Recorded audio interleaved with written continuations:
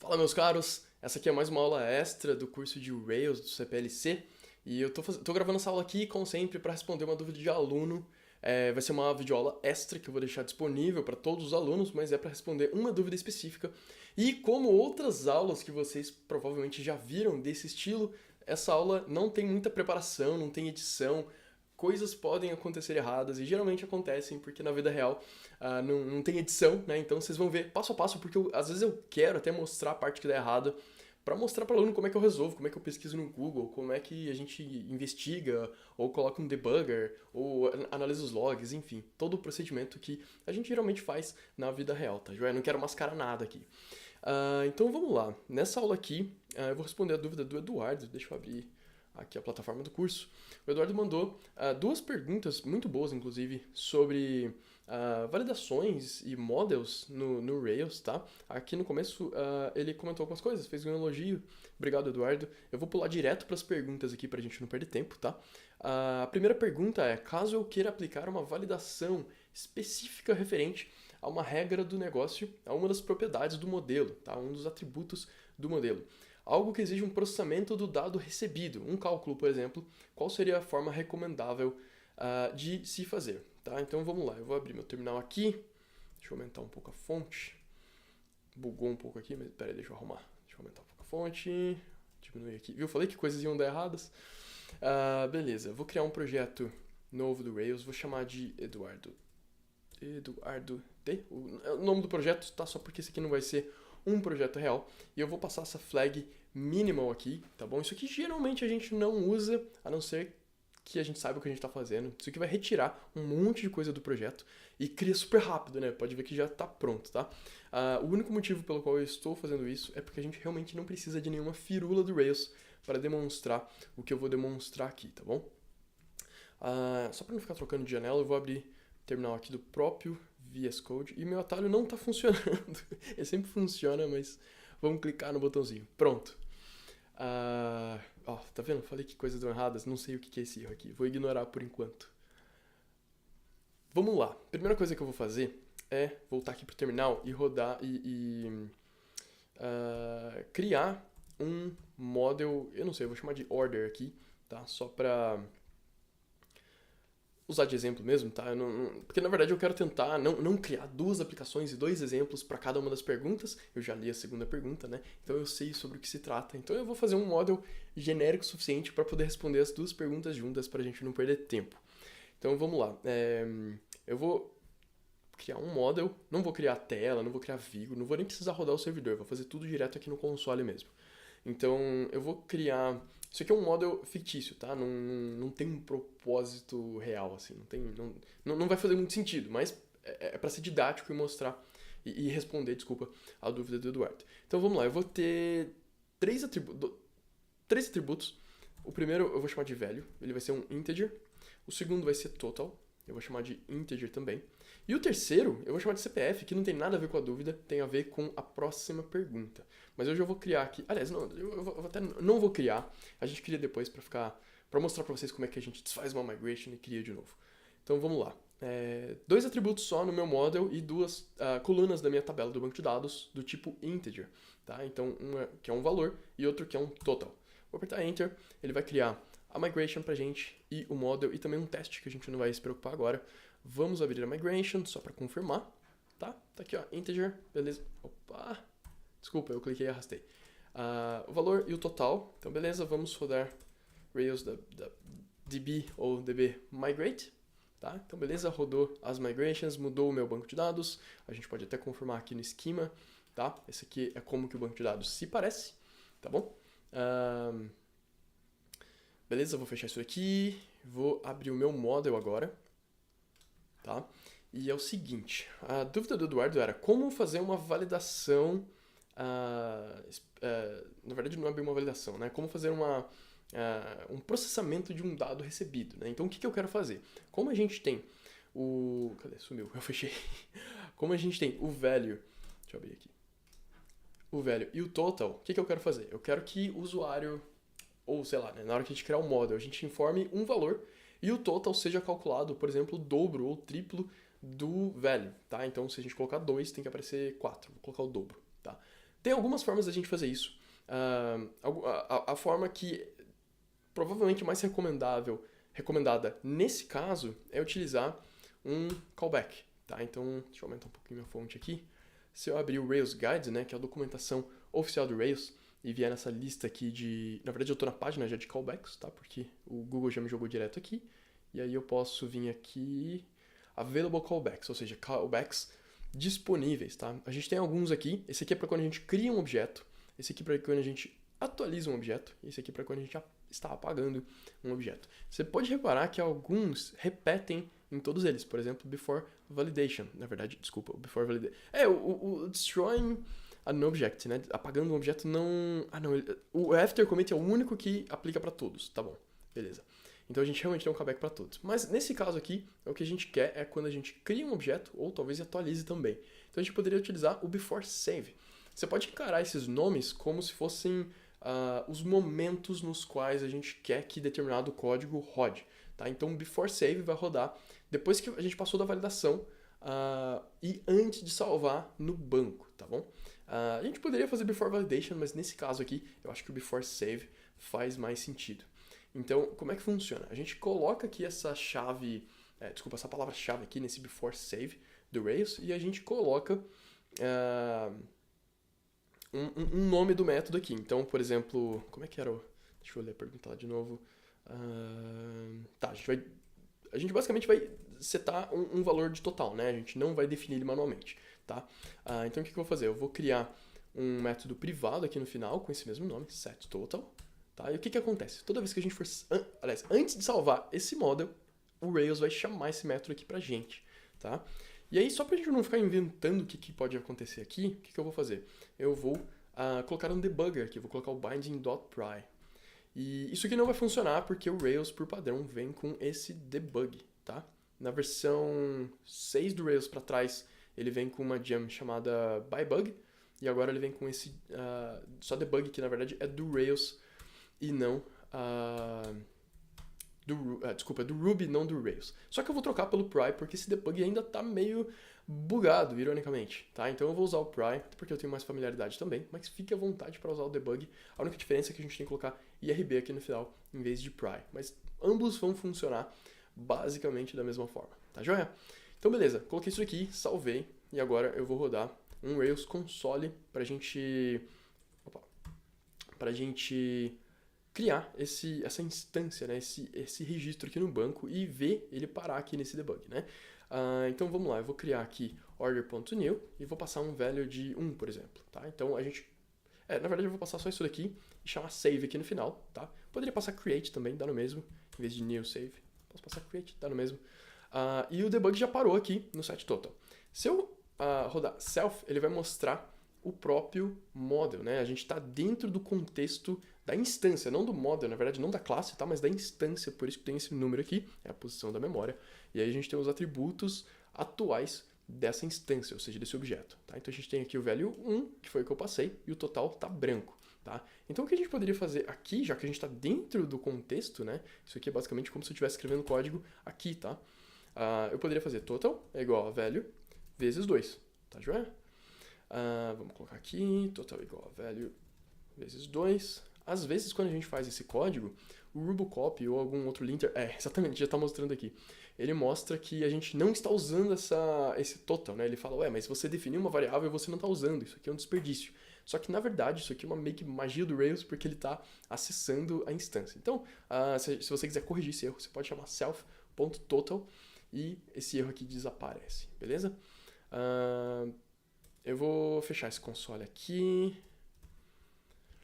Eu acho que isso aqui já é suficiente. Vamos tentar criar de novo aqui e ver o que acontece. Então, order.create value 1 e save. Tá? Então, olha só, ele inseriu aqui no banco, né? Tá mostrando a query SQL que ele rodou. E olha só que interessante, o value foi passado como valor 1 e o total já foi passado como valor 2. A gente também pode rodar um order.all. Ele criou um aquela hora, né? Antes, eu já tinha chamado save, então ele criou, não tinha validação, não tinha nada. Ele criou os dois. Então vamos fazer o seguinte, eu vou chamar order.last pra gente pegar realmente o último registro. Tá? E o total tá lá, tá 2. Tá? Se a gente quisesse fazer mais um teste, vamos chamar aqui, vou fazer diferente agora, vou chamar com new. Value, vou colocar, sei lá, 100. last.save, tá? Ele já salvou o total lá como 200. E se eu rodar de novo last.total, ele retorna 200 aqui pra gente, tá? Então, isso aqui é uma das formas de fazer, e obviamente que você pode deixar esse método mais complicado, né? Chamar outro módulo, chamar uma API externa, aí vai de cada problema que você estiver resolvendo aí, tá joia? Tá joia, Eduardo? Show! Vamos partir agora para a segunda pergunta, que é para fazer uma validação das propriedades do modelo, tá? Então, como eu tinha falado, eu queria ter colocado um atributo CPF nessa tabela. Então, como a gente não tem, o que eu vou fazer? Eu vou fechar o meu Rails Console e vou fazer um DB rollback, ou seja, o rollback ele vai voltar uma migration, ele vai desfazer a última migration que a gente tinha. Tanto é que se eu confirmar aqui no esquema, né, ela está vazia aqui agora, tá? Vou abrir a minha migration de novo e vou manualmente adicionar um campo CPF do tipo string. Dependendo da implementação que você fizer, pode fazer mais sentido ter um integer aqui, tá bom? Eu vou usar string aqui porque eu quero salvar com ponto e tracinho lá do CPF. Mas enfim, isso aqui varia muito de caso para caso, depende da implementação que você estiver fazendo aí. Não existe necessariamente certo e errado nesse caso, tá? Salvei essa migration, vou lá no meu terminal de novo e vou rodar railsdb migrate de novo. E isso aqui vai atualizar o meu esquema, tá? Já apareceu aqui, ó. Beleza? Se eu rodar o Rails console, obviamente a minha tabela de order vai estar vazia agora, porque eu desfiz a migration, né? Basicamente eu apaguei a tabela e recriei ela. Então tá vazio. E o que a gente quer fazer aqui agora é uma validação. Então eu vou utilizar o método validate. Eu poderia até colocar para cima. Validate. A gente poderia chamar de, sei lá, check CPF. Aí aqui varia muito se você quiser utilizar uma biblioteca, né? Tem uma gem, eu não lembro como é que ela chama, mas se eu não me engano era tipo Brasil, né? Escrito em inglês. Brasil, CPF, CNPJ. Não sei nem se existe ainda, faz tanto tempo que eu não vejo. Faltou escrever gem, né? Se eu escrever gem vai ficar mais fácil. CPF, não é essa daqui. Nossa, faz muitos anos que eu não uso mais essa gem. Mas enfim, deve existir mais gems para fazer essa verificação, né? Para não precisar implementar manualmente. Porque é meio... Aqui, ó. Tem uma do Nando. Tá? Beleza, então basicamente isso aqui deve ter... Aqui, ó. Tem uma forma de validar e tudo mais. Tá bom? Eu não sei se é o que você quer usar, mas de qualquer forma a gente vai fazer uma validação mais simples nesse caso aqui, que é utilizando esse validate, tá? E aqui mesma coisa do save, né? A gente vai passar um nome e aí eu defino aqui embaixo ou aqui em cima, não tem muita ordem aqui, na verdade, tá, tanto faz. Eu defino aqui um método com o mesmo nome. E aqui sim a gente faz a validação. Só que em vez de só fazer um método que não retorna nada, na verdade esse método também não vai retornar nada, mas ele vai ter um side effect, um efeito colateral, que é adicionar uma mensagem de erro para o nosso model. Então a gente poderia fazer errors.add, tá? E aqui a gente passa o nome do atributo e o tipo do erro, por exemplo, invalid, né? Então o nome do atributo no nosso caso é CPF, tá? Isso aqui tem que bater com o nome da coluna na tabela do banco, né? Na tabela orders. E a gente não quer fazer isso aqui todo momento, né? A gente quer adicionar um if aqui para testar se isso aqui é válido ou não, tá? Então a gente precisa de uma condição aqui. E essa condição, basicamente, eu não vou fazer toda a validação do CPF, porque tem umas contas, eu lembro que a gente tem que fazer uma verificação no código, no dígito verificador, e a gente não quer perder muito tempo, porque não foge um pouco do contexto da dúvida, né? Então o que eu vou fazer é o seguinte, CPF, que é uma string, a gente pode chamar na verdade seria diferente de uma regex, né? Uma expressão regular. E aqui na expressão regular, vamos lembrar como é que é um CPF, né? A gente tem 3 dígitos, mais 3 dígitos, mais 3, traço e mais 2, né? São 11 dígitos no total. Se eu não fiz errado, eu acho que é isso mesmo. Então, dentro aqui da expressão regular, a gente pode colocar lá dígito 3 vezes, tá?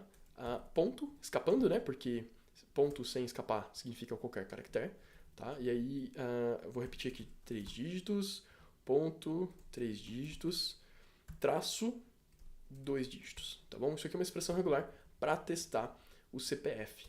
Se você não faz ideia o que é isso aqui? Isso aqui chama expressão regular, se você quiser dar uma pesquisada depois.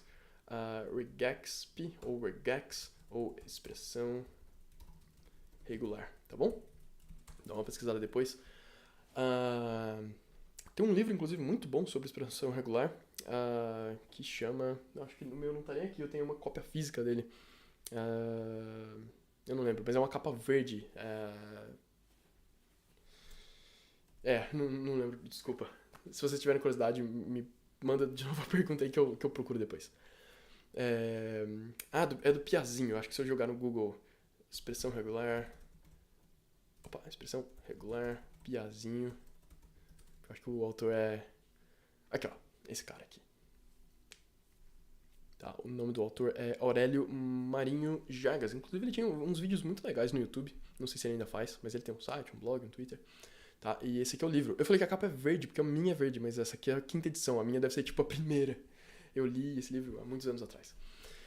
Enfim, tá? Então aqui temos uma expressão regular para verificar. Vou recarregar aqui o meu Rails Console. Vou criar aqui, na verdade eu vou até separar, vou criar uma variável chamada O mesmo, deveria ser order, né? Vamos fazer direito a parada. Vou colocar um value 1 aqui, não faz muita diferença. E o CPF, na verdade eu vou até ignorar o value, vou fazer assim, ó. Vou fazer... Não, desculpa, eu não vou salvar numa variável, não. Vou colocar aqui CPF, a string vai ser... vou colocar um valor inválido, tá bom? E vou chamar valid e ponto de interrogação, tá? E ele me retornou falso. Na verdade, eu lembrei agora porque eu queria uma variável. Eu vou criar uma variável sim. Então, vamos lá. Order é igual a isso aqui, tá? Aqui eu quero chamar valid, interrogação. Ele vai me retornar falso porque é inválido. E aí eu quero saber o erro, tá? Então, eu posso rodar .errors. Ele vai mostrar... esse objeto aqui é meio estranho dessa forma, tá? Mas ele está mostrando que o atributo é CPF e o tipo é inválido. Mas se eu quiser uma mensagem mais amigável, eu posso rodar full messages, tá? Isso aqui me retorna um array com todos os erros desse model. Inclusive uma forma interessante de você mostrar isso aqui nas views, como isso aqui é um array, né? E você provavelmente vai querer transformar numa string para mostrar na view, é rodando um método toSentence. Tá, isso aqui converte, que aqui só tem um elemento, mas se fosse, por exemplo, deixa eu colocar um array aqui de, não sei, e o segundo elemento é BBB, tá, ele coloca end, tá, no caso aqui tá em inglês, né, se você adicionar uma gem que chama Rails i18n, ele traduz isso daqui, deve ser esse daqui. Ele traduz isso aqui para vários idiomas. Não. Não, desculpa, não é Rails i18n. Nossa, eu não lembro o nome da gem, mas em algum momento do curso eu mostro essa gem. Se eu não me engano, no clone do Instagram a gente utiliza, tá bom? E aí ele traduz essa parada aqui. Então, se eu, por exemplo, adicionar mais um, né, ele vai colocar uma vírgula aqui. Então, é o primeiro erro, segundo erro e terceiro erro, tá bom? No caso, seria só utilizar aqui que resolveria o problema, tá? Então o CPF é inválido. Vamos tentar agora com outro CPF. Vou colocar aqui, colocar quase completo, tá? Vou fingir que eu esqueci um no final ali, tá? Vamos verificar se é válido, misturei inglês com português agora. Se é válido, se é valid, tá? Se eu não rodar isso daqui, ele não roda essa verificação, tá? E não vai mostrar o erro. Por isso que eu tô rodando isso aqui toda vez. Tá? Agora, se eu rodar o save, aí sim, ele não salva, posso até fazer aqui agora, né? Order.save, ele não salva, ele mostra um falso, e aí sim ele já configurou lá pra mim o erro, tá? E continua sendo inválido. Agora deixa eu tentar mais uma vez, vou colocar vou rodar o save ou valid, dá no mesmo, né? O valid só retorna true ou false, enquanto que o save faz a mesma coisa, porém ele salva no final. Então, ele deu um outro erro agora, porque tem a ver com o set total, né? Vamos setar aqui order.value igual a 1, tá? Vou tentar de novo aqui, order.save. Agora sim, olha só, ele inseriu, né, o valor 1, o total e o CPF com aquele valor. Ou seja, o CPF agora é válido, tá joia? Então, essa aqui é uma forma da gente fazer validação. O Rails já vem com algumas outras validações, né? Então, por exemplo, se eu quisesse validate,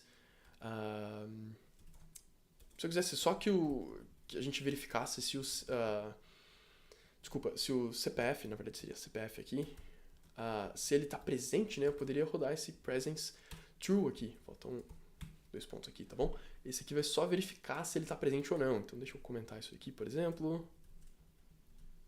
Se eu abrir novamente... agora funcionou o atalho para abrir o terminal. Vai entender. Então, se eu abrir lá novamente e tentar criar uma nova order... vou deixar em branco, tá? Na verdade, só vou chamar new aqui mesmo. E se eu chamar valid, ele vai falar que tá falso. E se eu falar... Deixa eu achar aqui... Se eu rodar isso aqui, ele vai falar que CPF não pode ser branco, tá bom? Não pode estar em branco, no caso. Justamente... Opa! Aqui é true, só não tem 2 pontos, tá? Mas mesmo assim funcionou. Vamos só rodar de novo aqui pra garantir. Valid. Tá, mesma coisa. Tá, joia? Então, essa aqui é uma forma nativa do Rails. Ele já vem com várias validações. Você pode até procurar aqui no... Deixa eu reabrir minhas abas.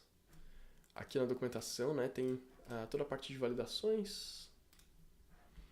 Vamos lá, model... Aqui, ó, validations. Tá? Desculpa, foi muito rápido, mas é esse link aqui que eu cliquei e tal. Active Record Validations. E aí...